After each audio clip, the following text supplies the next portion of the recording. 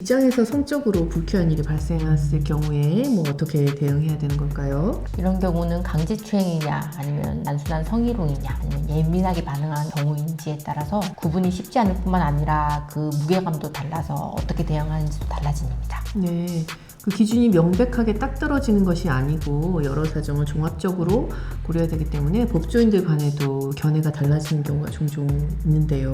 네, 맞습니다. 성희롱 같은 경우에는 신체 접촉보다는 언어적으로 이루어지는 경우가 많고 이에 대해서는 민사소송이나 해산의 징계 처분에 그치는 경우가 많습니다. 반면에 신체 접촉이 이루어지는 강제추행 같은 경우에는 형사처벌이 이루어질 뿐만 아니라 공무원이나 교원 같은 경우에는 100만 원 이상의 벌금형만 확정이 되어도 교원직을 상실할 뿐만 아니라 연금도 삭감되는 아주 중한 처벌을 받게 됩니다. 네, 그런데 직장 내 강제추행은 또 특성이 따로 있을까요? 직장 내 위력 강제추행은 보통 격려 차원에서 하는 가벼운 신체 접촉으로 시작되는데 예매한 상황이 이렇게 반복되다 보니까 조금씩 그 정도가 심해지면서 결국 사건화되는 경우가 많습니다. 그런데 보통 가해자의 주장은 그렇더라고요. 친근감의 표시였다. 이제까지 아무런 불만도 없이 평범하게 잘 지냈는데 갑자기 왜 이러는지 모르겠다.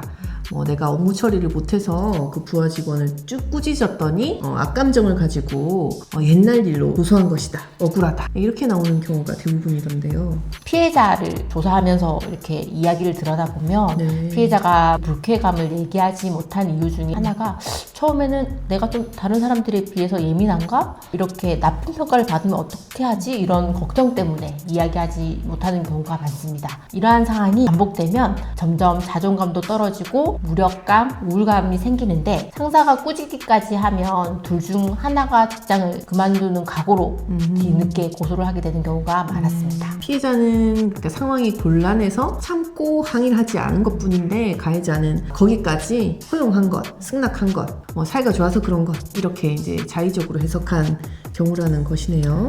네, 맞습니다. 직장 상사에게 부하 직원이 당당하게 항의하는 건 쉽지 않을 뿐만 아니라 시간이 많이 흘렀고 목격자도 없는 상황에서 가해자와 피해자가 서로 상반된 주장을 하고 있다면 피해자가 일관되고 구체적으로 진술한다면 피해자의 진술을 신빙성 있게 판단하는 것이 일반적입니다. 네, 형법상 강제추행이라고 보기에는 애매한 신체 접촉이라도 직장 상사라서 항의를 하기가 조금 힘든 상황이었다면 업무상 위력에 의한 추행에 해당될 수 있다는 거군요. 네, 맞습니다. 업무상 위력에 의한 추행이 성립 범위가 넓다고 보면 되겠습니다. 네, 실제로 있었던 케이스를 한번 구체적으로 알려주시면 좋겠는데요. 남자가 여자의 이제 이 긴 머리카락이 이렇게 끝을 만지거나 손가락으로 이렇게 툭툭 두드리면 어떻습니까? 이게 추행이 인정될까요? 그 끝만 살짝 이렇게 했다는 건가요? 이렇게 톡톡 했다는 건가요? 네, 맞습니다. 그 정도로는 추행이 인정되기는 좀 어려울 것 같은데요. 그런데 여기에다가 이렇게 끝 만지면서 이렇게 만져도 뭐 느낌이 오나? 이렇게 말을 한다거나 이렇게 톡톡 두드리고 돌아보면 남자가 혀를 내밀고 있다거나 이렇게 하면 어떤가요? 그렇게 했답니까? 너무너무 불쾌하지만 그래도 신체 접촉 자체가 너무 가벼워서 형법상 강제 추행이라고 하기에는 조금 부족하지 않을까요?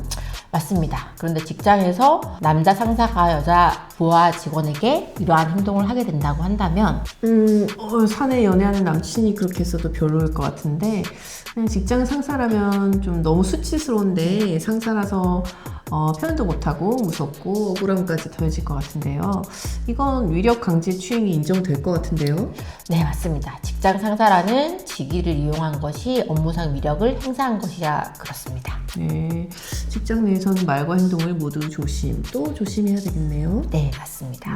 위 사례에서 위력에 의한 강제추행이 성립한다는 판단에 추가로 고려되는 사항들이 있는데 평소 상사가 컴퓨터로 음란한 동영상을 보여주기도 했다고 합니다.